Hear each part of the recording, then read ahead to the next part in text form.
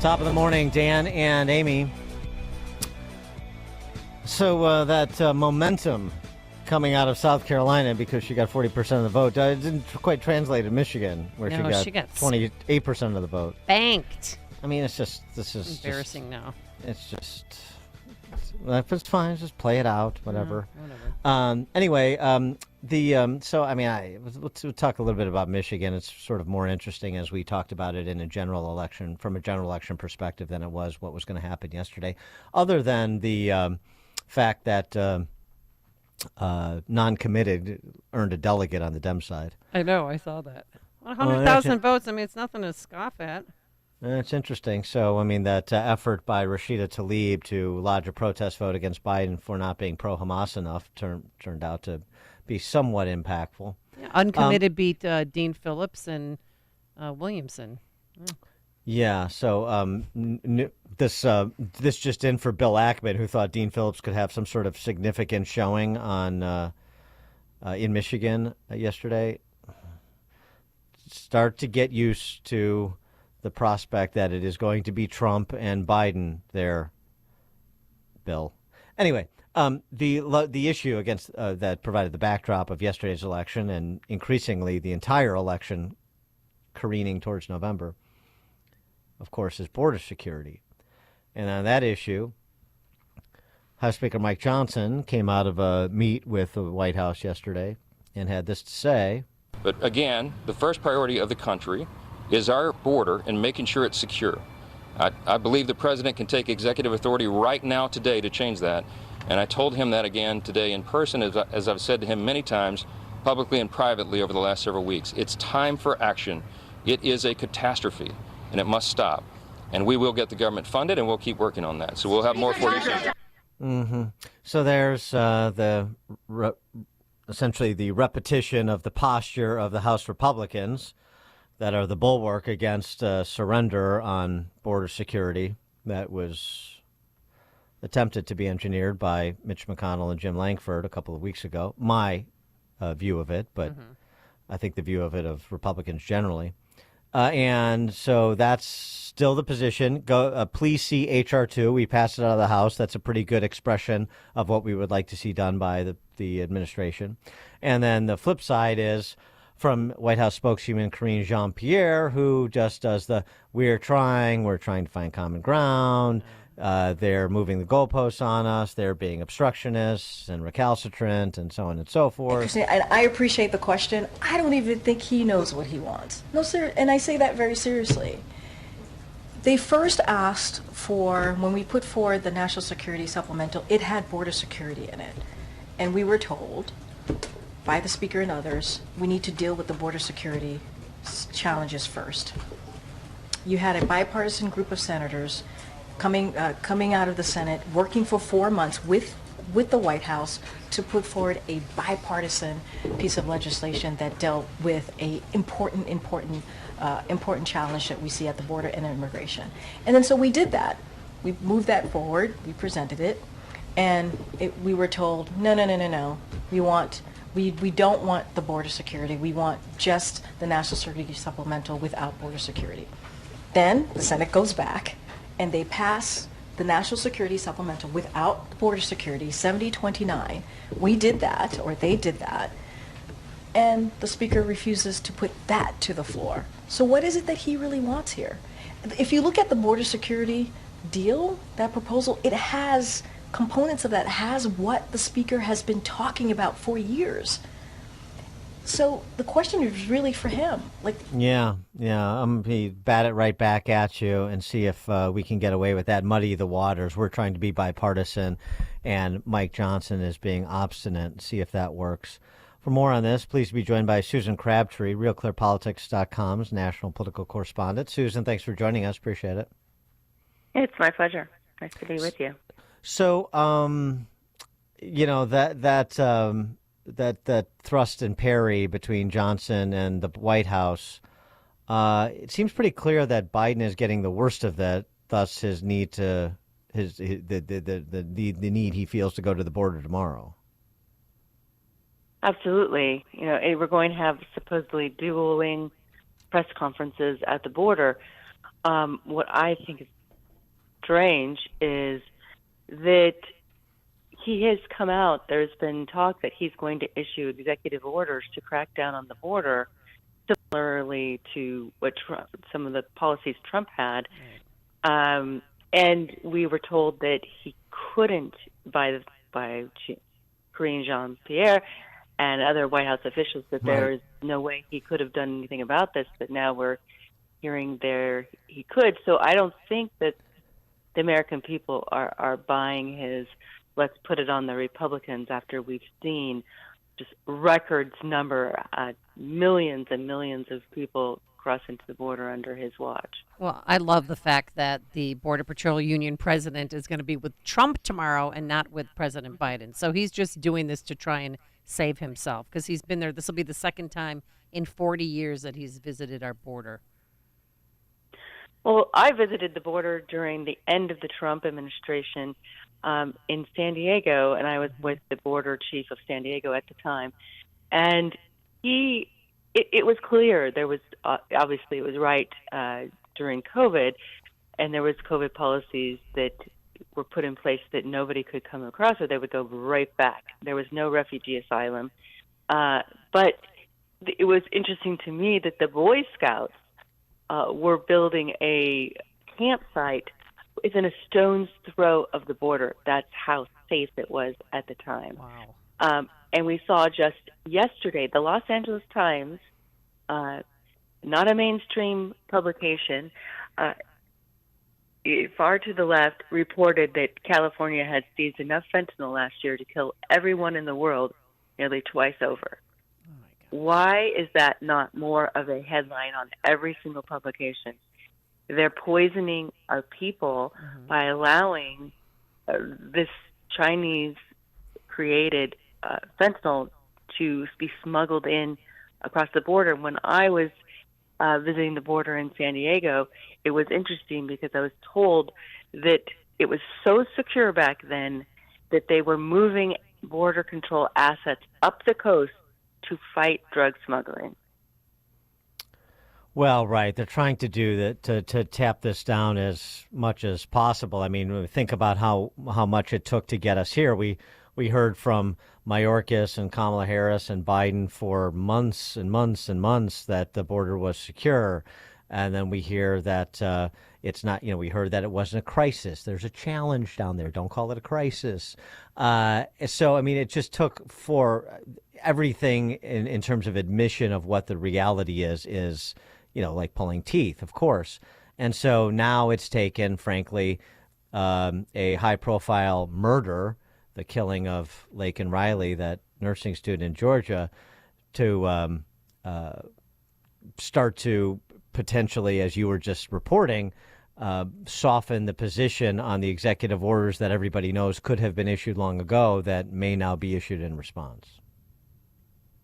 That's right, and it conjures up for a lot of people the Kate Steinle case in California. We have areas in the country, especially California, a border state, that have sanctuary city laws in place and have had.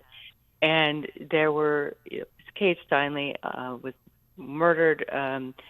He wasn't, the man, his last name was Zarate, who was guilty of this crime, was acquitted of it because he was found unfit to serve.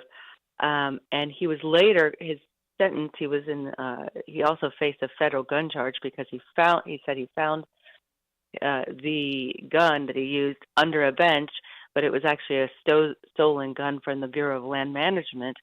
And he faced a federal gun charge that he was in jail for 7 years. And then the anger spilled out again in 2022 when his sentence was commuted. And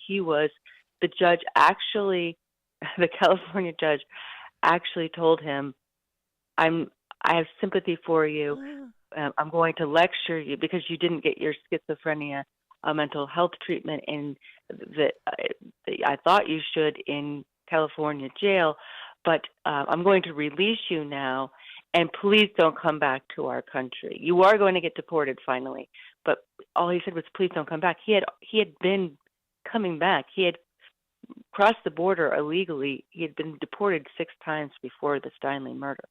Oh my God. So this is the kind of thing we're facing, where the laws just are against the American people and not against the immigrants coming across.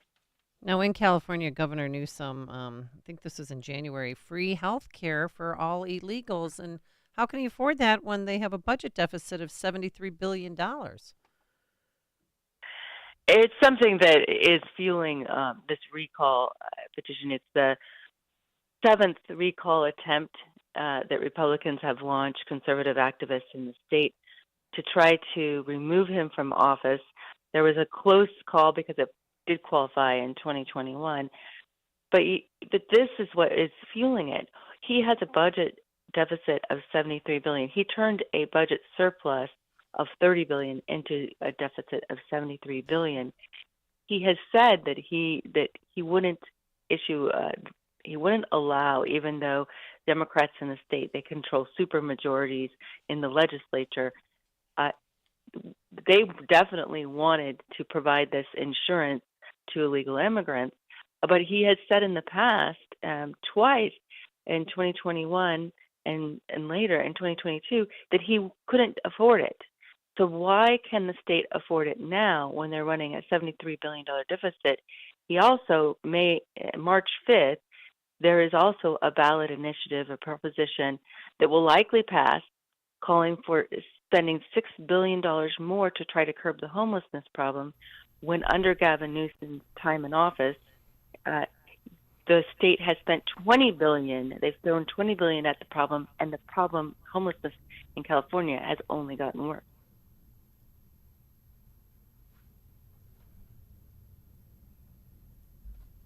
You there? Yes. Susan, can you hear me? Yes. Okay. So do you think you'll be effective this time around, though? I mean, 7th time is a charm, they do say. Yes. The problem is that even some Republicans are saying this is sort of tilting at windmills, and it costs the state $250 million to have that's a drop in to have the recall. That's a drop in the bucket when you talk about $73 billion.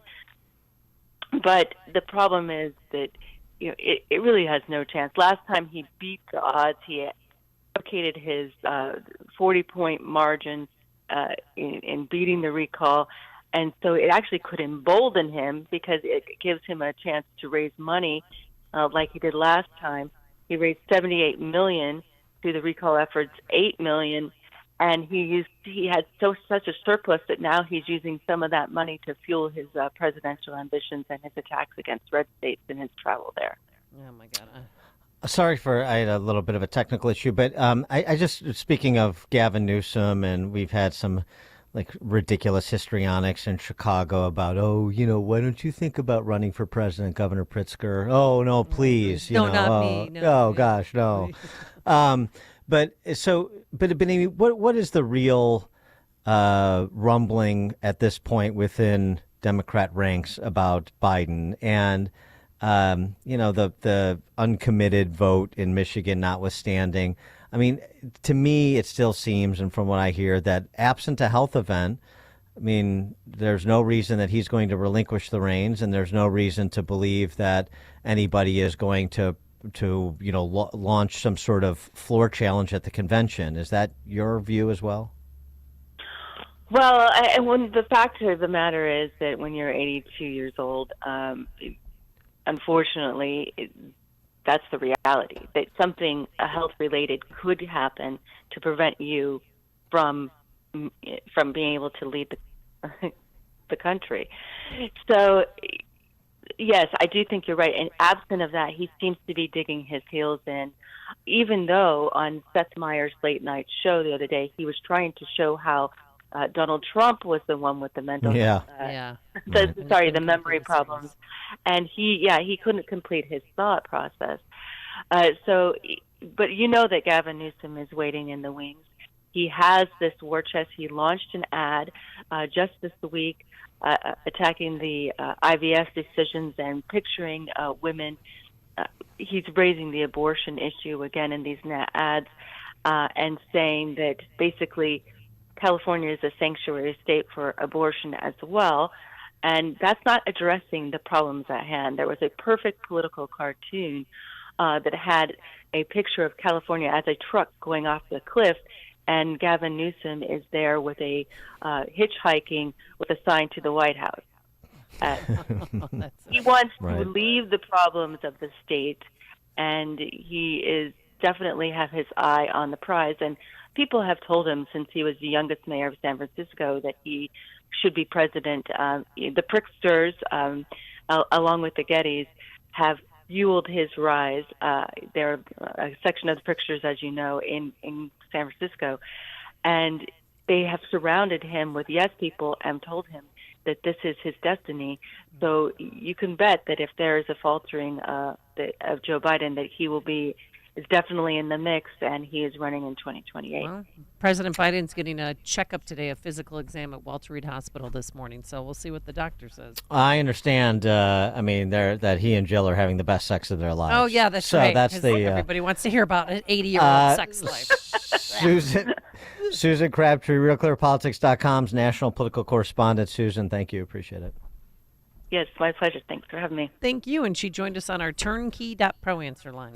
Connect with Dan and Amy on the AM 560 The Answer mobile app. Just text the word app to 64636 to download the app today. Signature Bank is Chicago's fastest growing independently owned business bank.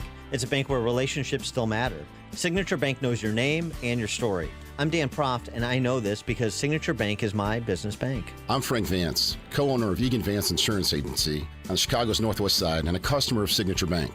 In my line of work, we pride ourselves on being there for our clients when they need it the most, and we recognize when someone does the same for us. As Egan Vance was expanding, we wanted to buy a much sought-after building in the neighborhood. We couldn't waste any time. I called Signature Bank, and that was all it took. I didn't have to talk to multiple people in siloed departments with multiple forms to fill out. One call did it all. As the one who was always looking out for my clients, it was a great change to know that my bank, Signature Bank, was looking out for me. Signature Bank is looking for